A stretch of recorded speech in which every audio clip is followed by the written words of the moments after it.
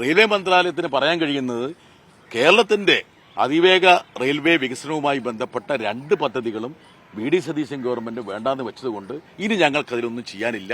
ഞങ്ങളുടെ ഈ പരമ്പരാഗതമായിട്ടുള്ള ഈ 3-4 പാത അതൊരു 4 നൂറ്റാണ്ടെടുക്കും. അതുമായി ബന്ധപ്പെട്ട് ഞങ്ങൾ മുമ്പോട്ട് പോകാനാണ് ഉദ്ദേശിക്കുന്നതെന്ന് പറയുന്നു. കേരളത്തിന്റെ റെയിൽവേ സ്വപ്നങ്ങൾ പൂർണ്ണമായും അസ്തമിക്കുന്ന ഒരു സാഹചര്യം സംജാതമാകുന്നു എന്നാണ് ഇന്ന് റെയിൽവേ മന്ത്രി പാർലമെന്റിൽ വെച്ച മറുപടിയിൽ നിന്ന് മനസ്സിലാക്കുന്നത്. 2 ചോദ്യങ്ങളാണ് ഞാൻ ഉന്നയിച്ചത്. അതിലൊന്ന് കേരളത്തിന്റെ ദീർഘകാല ആവശ്യമായിട്ടുള്ള ഒരു ഹൈസ്പീഡ് റെയിൽവേയെക്കുറിച്ച്, 2 പാലക്കാട് കോച്ച് ഫാക്ടറിയെക്കുറിച്ച്.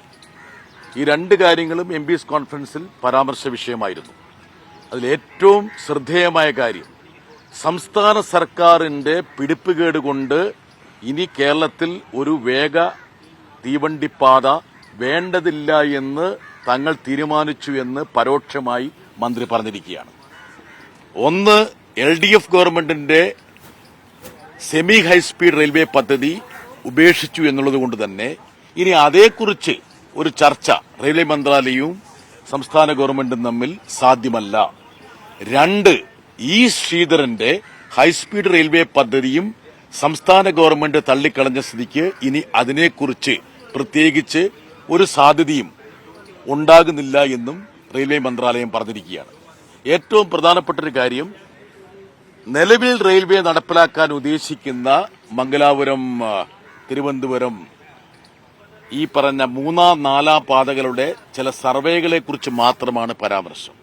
ഈ ഫീൽഡ് സ്റ്റഡിയും സർവേകളൊക്കെ കഴിഞ്ഞ എത്രയോ കാലമായിട്ട് കേരളത്തിൽ നടന്നുകൊണ്ടിരിക്കുകയാണ്. അതൊക്കെ ഒരു 25 വർഷം കഴിഞ്ഞാലും യാഥാർത്ഥ്യമാകില്ല എന്നുള്ള കാര്യം നമുക്കറിയാം. ഉദാഹരണത്തിന് ഷൊർണൂർ എറണാകുളം 3-ാം പാതയുടെ DPR റെയിൽവേ തയ്യാറാക്കി റെയിൽ ഭവനിൽ സമർപ്പിച്ചതാണ്. അത് വീണ്ടും ആവർത്തിച്ചിരിക്കുകയാണ്. അപ്പോൾ ഒരു കണക്കിന് കേരളത്തിന്റെ റെയിൽവേ സ്വപ്നങ്ങൾ പൂർണ്ണമായും ഉപേക്ഷിക്കപ്പെട്ടു. അതുപോലെ പാലക്കാട് കോച്ച് ഫാക്ടറി സംബന്ധിച്ച് കഴിഞ്ഞ എംപിമാരുടെ യോഗത്തിൽ പരാമർശ വിഷയമായി.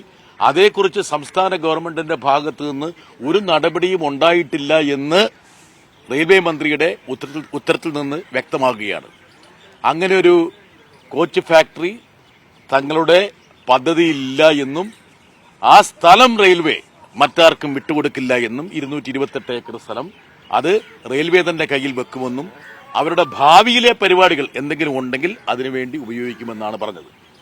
നിങ്ങൾ സൂക്ഷ്മമായിട്ട് റെയിൽവേ മന്ത്രിയുടെ പാർലമെന്റിലെ പ്രസംഗങ്ങളും മറുപടികളും ശ്രദ്ധിക്കുകയാണെങ്കിൽ ഒരു കാര്യം അദ്ദേഹം പറഞ്ഞിരുന്നു. ഇ ശ്രീധരൻ നേരിട്ടൊരു പദ്ധതി തനിക്ക് സമർപ്പിച്ചിട്ടുണ്ട്. അതുകൊണ്ട് ആ ഹൈസ്പീഡ് റെയിൽവേ പദ്ധതിയെക്കുറിച്ച് ഇ ശ്രീധരനെ ക്ഷണിച്ചു വരുത്തി ഞങ്ങൾ ചർച്ച ചെയ്ത് അത് നടപ്പിലാക്കാൻ കഴിയുമോ എന്നുള്ള കാര്യം പരിശോധിക്കുമെന്ന് എന്റെ ഒരു ചോദ്യത്തിന് മറുപടിയായി കഴിഞ്ഞ പാർലമെന്റ് സമ്മേളനത്തിൽ റെയിൽവേ മന്ത്രി പറഞ്ഞതാണ്. അതിനിടയിൽ ഈ ശ്രീധരന്റെ പദ്ധതി സംസ്ഥാന ഗവൺമെന്റ് വാങ്ങിയിട്ട് അത് ചവിറ്റുകൊട്ടയിൽ എറിഞ്ഞുകൂടി തന്നെ തങ്ങളുടെ ഉത്തരവാദിത്തത്തിൽ നിന്ന് റെയിൽവേ മന്ത്രാലയം കൃത്യമായിട്ട് ഒഴിഞ്ഞു മാറിയിരിക്കുന്നു. ഇതാണ് ഇന്ന് സംഭവിച്ചിരിക്കുന്നത്. യഥാർത്ഥത്തിൽ സംസ്ഥാനത്തിന് അർഹതപ്പെട്ട ഒരു റെയിൽവേ പദ്ധതി ഇല്ലാതാകുന്നു. കേരളത്തിന്റെ ഏറ്റവും പ്രധാനപ്പെട്ട ആവശ്യങ്ങളിലൊന്നായ സുഗമമായിട്ടുള്ള റെയിൽവേ ഗതാഗതം ഇനി നമുക്ക് പ്രാപ്യമല്ല എന്നുള്ള ഒരു വാസ്തവം ഇന്ന് സഭയിൽ അനാവരണം ചെയ്യപ്പെട്ടു.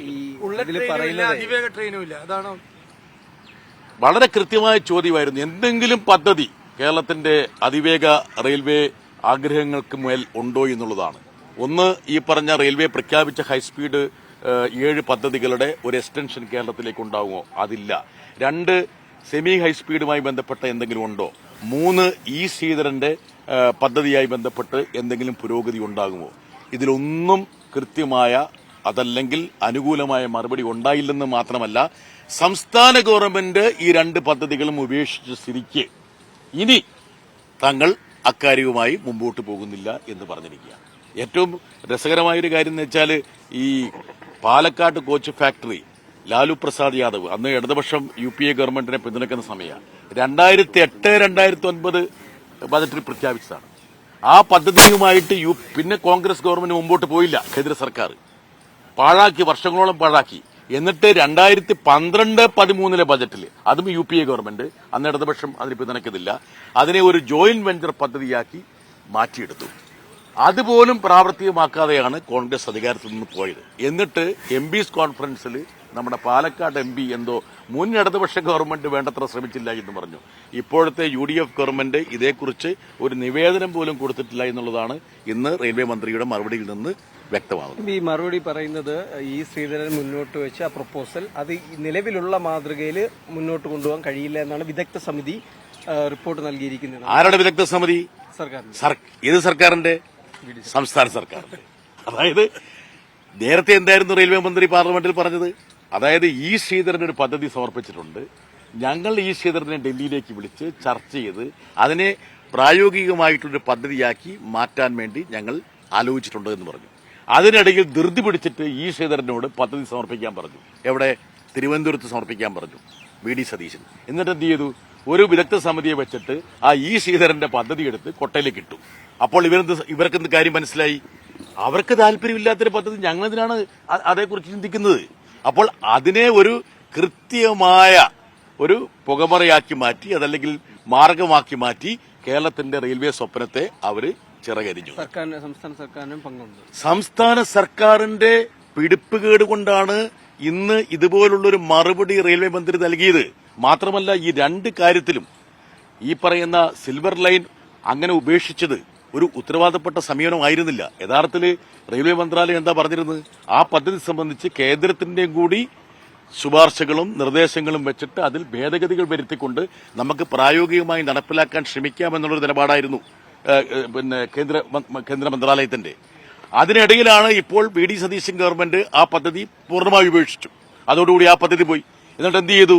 കേന്ദ്രത്തിന്റെ മുമ്പിലുണ്ടായിരുന്ന ശ്രീധരന്റെ പദ്ധതി അവർ നേരിട്ട് നെഗോഷിയേറ്റ് ചെയ്ത് ശ്രീധരനിൽ നിന്നും വാങ്ങിയിട്ട് ഒരു വിദഗ്ധ സമിതിയെ വെച്ചിട്ട് അത് എടുത്തുകൊണ്ട് കൊട്ടയിലിട്ടു. അപ്പോൾ ഇപ്പൊ എന്തായി?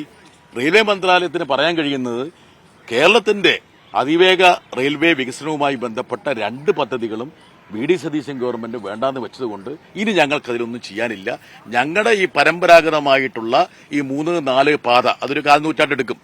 അതുമായി ബന്ധപ്പെട്ട് ഞങ്ങൾ മുമ്പോട്ട് പോകാനാണ് ഉദ്ദേശിക്കുന്നതെന്ന് പറയുന്നു. യഥാർത്ഥത്തിൽ ഇതിന് മറുപടി പറയേണ്ടത് സംസ്ഥാന സർക്കാരാണ്. ഇത്ര പിടിപ്പുകേട് ഒരു സംസ്ഥാന സർക്കാരിന്റെ ഭാഗത്തു നിന്ന് ഒരിക്കലും ഉണ്ടാകാൻ പാടില്ല. ഒരു കാര്യം കൂടി, പണ്ട് രാജീവ് ഗാന്ധി പാലക്കാട് ഇതേ കോച്ച് ഫാക്ടറിയാണ് പഞ്ചാബിലേക്ക് കൊണ്ടുപോയത്. അപ്പോൾ സ്വാഭാവിക അതേപോലെ തന്നെ സംസ്ഥാന സർക്കാരിന്റെ അടുത്ത് ഒരു അയഞ്ഞ സമീപനമാണ് ഈ കഞ്ചിക്കോട്. ശരത്തെ എനിക്ക് ഇപ്പോഴും ഓർമ്മയുണ്ട്, ഞാനൊരു വിദ്യാർത്ഥിയായിരിക്കുന്ന സമയത്ത് എന്റെ മനസ്സിലുള്ളതാണ്. അതായത് അത് രാജീവ് ഗാന്ധി അല്ല, യഥാർത്ഥത്തിൽ ഇന്ദിരാഗാന്ധി പാലക്കാട് കോട്ട മൈതാനിയിൽ നിയമസഭയിലേക്ക് തെരഞ്ഞെടുപ്പ് നടക്കുന്നതിന് മുമ്പ് 82 മറ്റാണെന്ന് തോന്നുന്നു, 82 കോട്ട മൈതാനിയിൽ വെച്ചാണ് വാഗ്ദാനം ചെയ്തത് കേരളത്തിന്റെ ഈ റെയിൽവേ വികസനവുമായി ബന്ധപ്പെട്ട് ഒരു കോച്ച് ഫാക്ടറി ഞാൻ അനുവദിക്കുന്നതാണെന്ന്. 82 കഴിഞ്ഞിട്ട് ഇപ്പൊ എത്രയായോ ഒന്ന് കൂട്ടി നോക്കി, എത്ര പതിറ്റാണ്ടായി? എത്രയായി? 44. കണക്കൊക്കെ ശരിയാണോ നോക്കിക്കോണം കേട്ടോ. അതെ. അത് കഴിഞ്ഞിട്ട് എന്ത് ചെയ്തു? ഇവര് അത് കപൂർത്തലയ്ക്ക് കൊണ്ടുപോയി, പഞ്ചാബിലേക്ക്. എന്നിട്ട് ഇടതുപക്ഷത്തിന് പങ്കാളിത്തമുള്ളൊരു UPA ഗവൺമെന്റ് വരേണ്ടി വന്നു 2008-09 പാലക്കാട് കോച്ച് ഫാക്ടറി പ്രഖ്യാപിക്കാൻ. ആര് പ്രഖ്യാപിച്ചു? ലാലു പ്രസാദ് യാദവ്. എന്നിട്ട് ഇവരെന്ത് ചെയ്തു? കോൺഗ്രസ് ആണ് ആ ഗവൺമെന്റിനെ നയിക്കുന്നത്, ഒന്നും ചെയ്യാതിരുന്നു. എന്നിട്ട് 4 വർഷം അനങ്ങാതിരുന്നിട്ട് 12-13 ബജറ്റില് ഇവരെന്ത് ചെയ്തു? ആ കോച്ച് ഫാക്ടറി ഒരു PPP പബ്ലിക് പ്രൈവറ്റ് പാർട്ടിസിപ്പേഷൻ ആക്കി, ജോയിന്റ് വെഞ്ചർ ആക്കി. അത് നടന്നോ? അത് നടന്നില്ല. ഇതാണ് കോൺഗ്രസിന്റെ കേരളത്തിലെ റെയിൽവേ വികസനത്തിനുള്ള സംഭാവന.